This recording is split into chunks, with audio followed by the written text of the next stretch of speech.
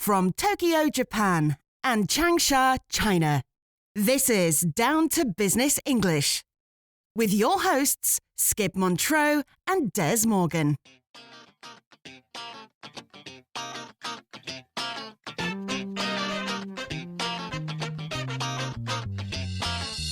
Hi, Dez. Good to be back with you. Hi, Skip. How are you? I'm fine, thank you very much. You know, the last time we spoke, you had just returned from Scotland. That's a little while ago now. You know, we didn't really talk much about your trip. No, we didn't. I guess the topic we were reporting on that day gave us a lot to talk about. It did. So, anyway, how was your trip? Well, on the personal side, it was fine. My family's fine. All my friends are fine. The meetings I attended at my home university were all fine. Just fine? You don't sound very enthusiastic. Well, something felt a bit off. Off? Off how? It's hard to explain. It just felt like the UK has changed somehow. Oh, really? In what way? This is just my personal take on it, but the overall public mood felt a bit depressed. Depressed? Depressed over what? I don't know. Perhaps it was the steady stream of gloomy government reports coming out all the time about how bad things are. Yeah, if all you hear is bad news, it becomes a kind of self-fulfilling prophecy. I suppose, but whatever the reason, the UK is definitely going through some changes. What about the business side of things? Is that depressed mood spilling over into industry? I would say so. In fact, it's a change, a radical change at one of Britain's heritage brands that I want to talk about today. A heritage brand? Meaning a company with deep British roots and a long tradition? Exactly, a quintessential British company. Like Bentley or Rolls-Royce? You're in the right industry, but the brand I'm thinking of isn't quite as expensive as those two. That pretty much leaves just Land Rover and Jaguar. Well, guess, Skip, and it's the second of those two, Jaguar, that will be the focus of my report today. Beautiful cars. They are, so let's do it. Let's get D2B down to business with Jaguar. What's changing with the iconic mark and how people are reacting to those changes?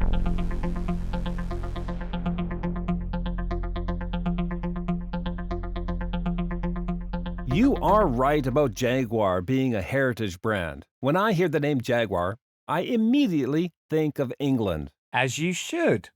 Jaguar's British roots go back over 100 years, and believe it or not, the company did not start out as a car maker. Let me guess, they made bicycles. You're not far off there, Skip. They made sidecars for motorcycles. Motorcycle sidecars? Really?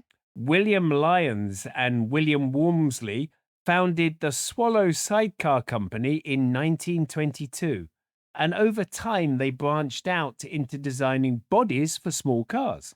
That is an interesting piece of trivia. It is.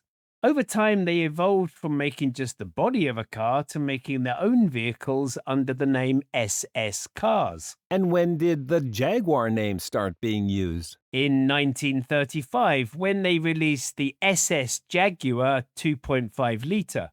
It was also around that time that they introduced the now famous Leaping Cat logo. Is that what it's called? The Leaping Cat?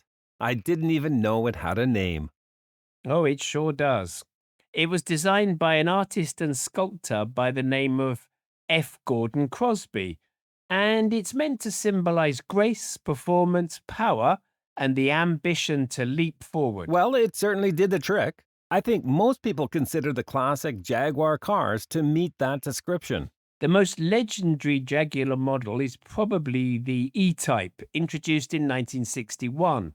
It was so stunning that even Enzo Ferrari himself called it the most beautiful car ever made. The founder of Ferrari, an Italian car brand, calling a British car beautiful? That is certainly a compliment. That was, though, a long time ago and in another era. The brand isn't what it used to be, and that is what I want to focus on today. The changes at Jaguar in recent history. Okay, so what can you tell us about that?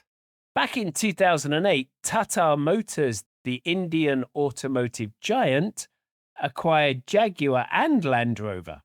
They combined the two and created what we know now as Jaguar Land Rover, or JLR. Well, JLR, that is much easier to say than Jaguar Land Rover. It is.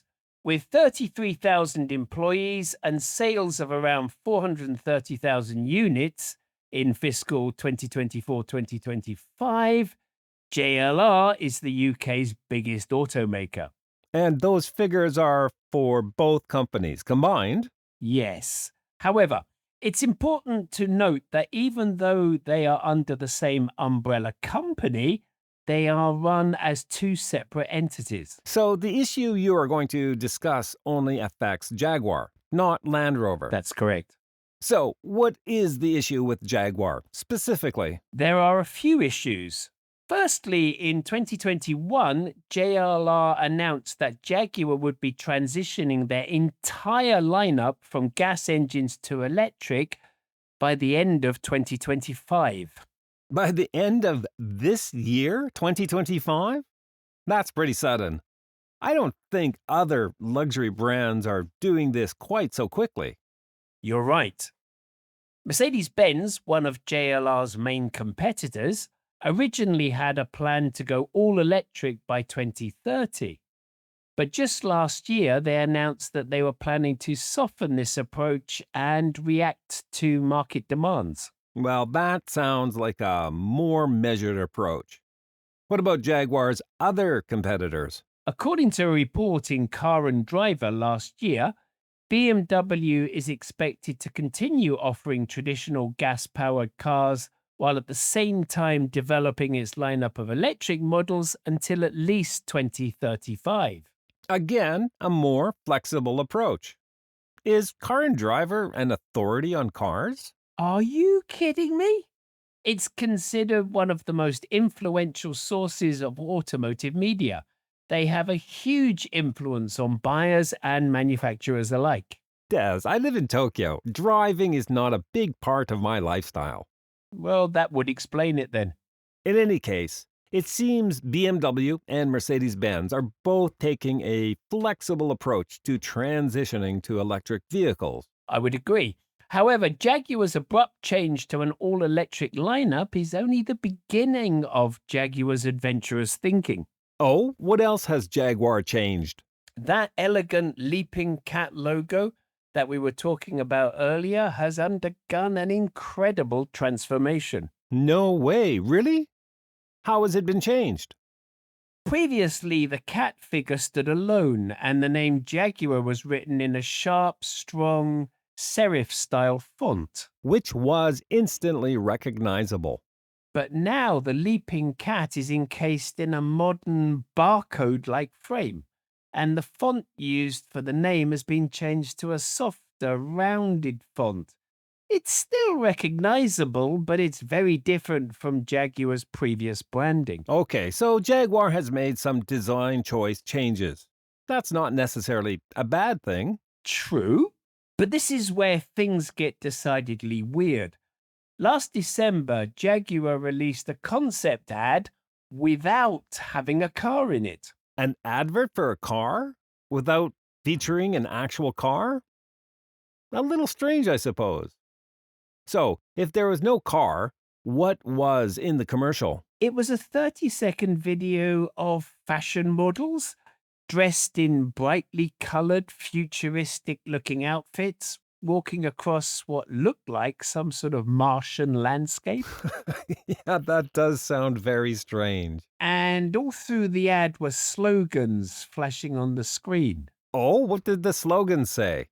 Things like, live vivid, delete ordinary, create exuberance, break molds, copy nothing. And then it ends with the word Jaguar on the screen in that new, softer font.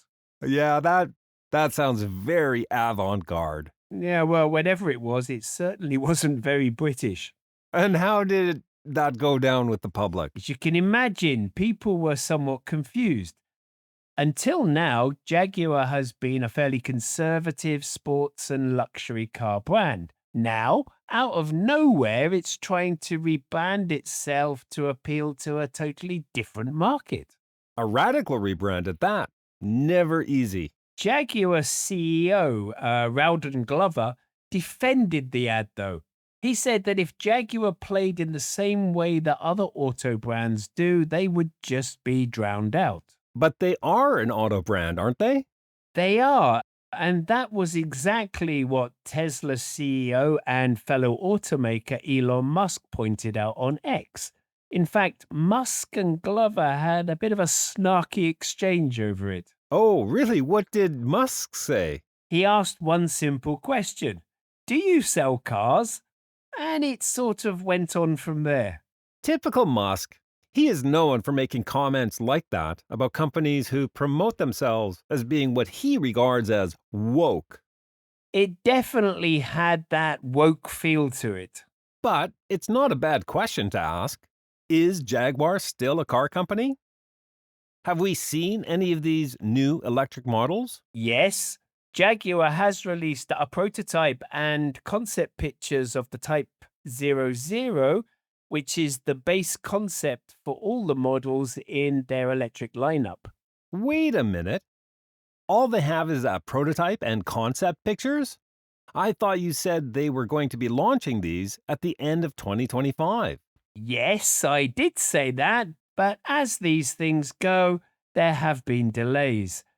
They originally targeted late 2025, but that's been pushed back to mid-2026 or even early 2027. Okay, so what does this concept car look like? It's a radical change from past Jaguars. Based on what it looks like, and if the three models that follow are without too many changes, I think it's fair to say Jaguar's new car design will be polarizing. Meaning some people will love it and others will absolutely hate it. When the concept photo was first released, Jerry McGovern, JLR's chief creative officer, warned journalists, "You will feel uncomfortable, and that's okay." He then went on to show pictures of the Type 00 in bright blue and purple, two non-traditional Jaguar colors. It's great to try to appeal to new customers, but it's also a bit risky. It seems as though Jaguar might end up alienating its core customer base. It rather does, doesn't it? James Ramsden, director of one of London's most well-known design agencies, summed up the rebrand succinctly. He told the Guardian newspaper that it was a shame that Jaguar had walked away from one of the most iconic, treasured, and beautiful brand designs in generations. That is a pretty strong comment against the new designs. He also said that if Jaguar was going to break the mold, they'd better have a great lineup of new cars full of innovation. Which we won't know until the new models are actually on the market. The first model of the new lineup, the Saloon, is expected by summer next year. So let's wait and see if this was a bold move on Jaguar's part or a case of creative suicide. At the end of the day, that is one of the hardest things in business. Keeping your loyal customers while trying to attract new ones. And on that note, I think it's time for us to get D2V down to vocabulary.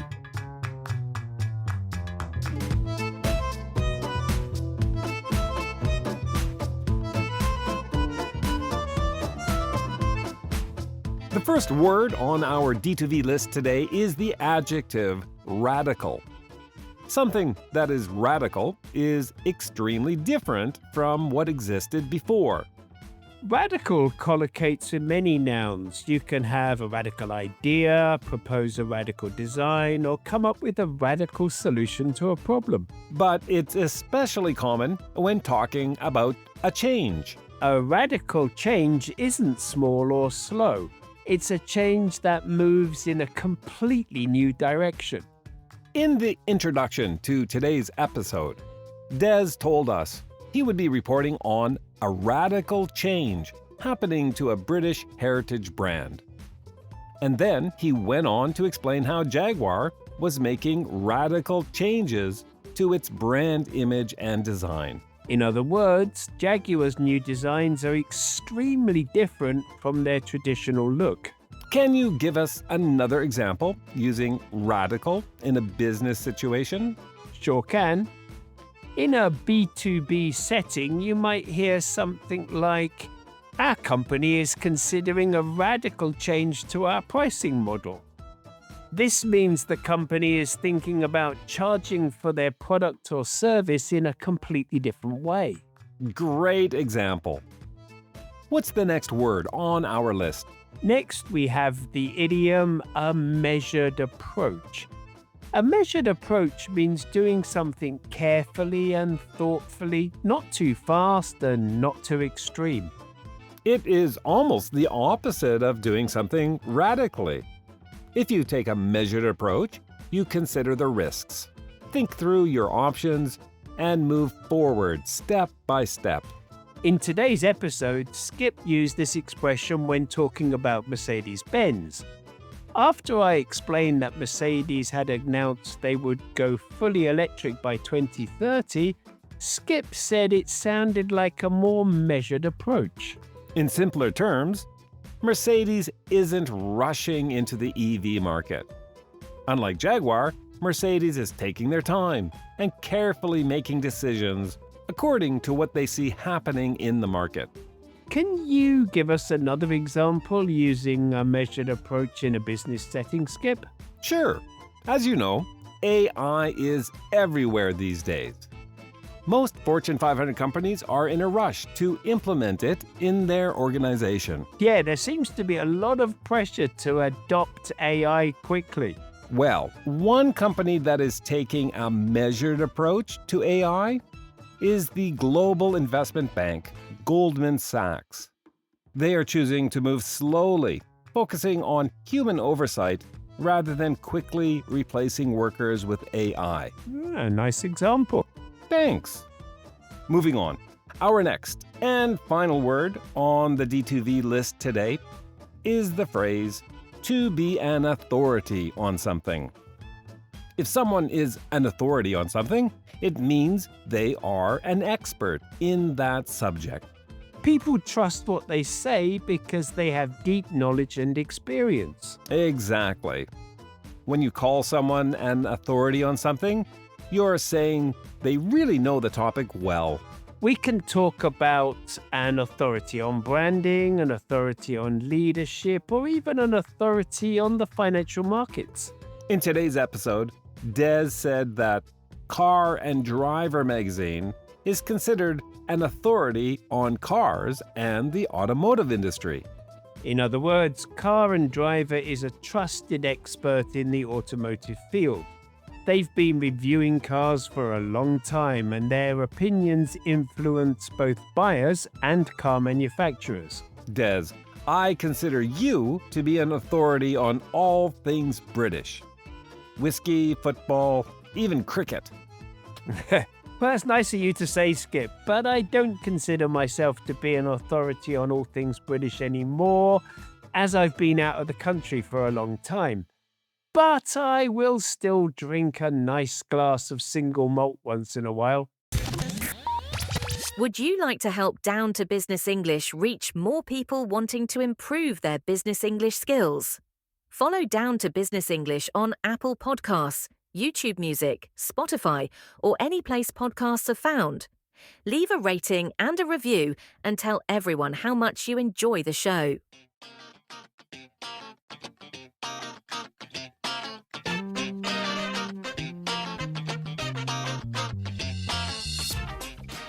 Thanks very much for that report on all the changes Jaguar is currently going through, Dez. It will be very interesting to see how this rebranding works out for them. My pleasure, Skip. I wish Jaguar all the best. I could be wrong, but something tells me this could be a misstep. But who knows? We shall see. D2B members and Apple Podcast subscribers, the bonus Down to Vocabulary episode for today's report will be released very soon. In that bonus episode, we will be discussing 5 additional vocabulary items that we used in today's report. These words and phrases are quintessential: to do the trick, an entity, to be drowned out, and to alienate. D2B members, be sure that you have copied the members-only podcast feed URL from your account page on the D2B website and have pasted it into the podcast app of your choice. That way, you won't miss the bonus D2V episode.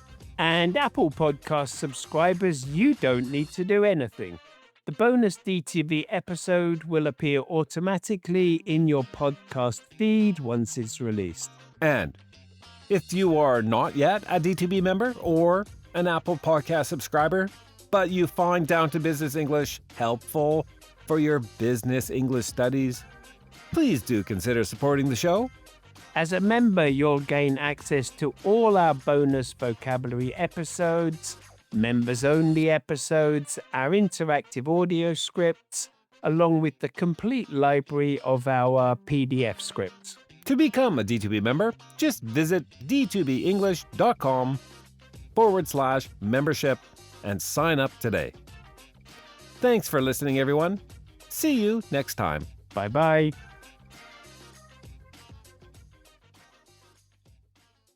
Down to Business English. Business news to improve your business English.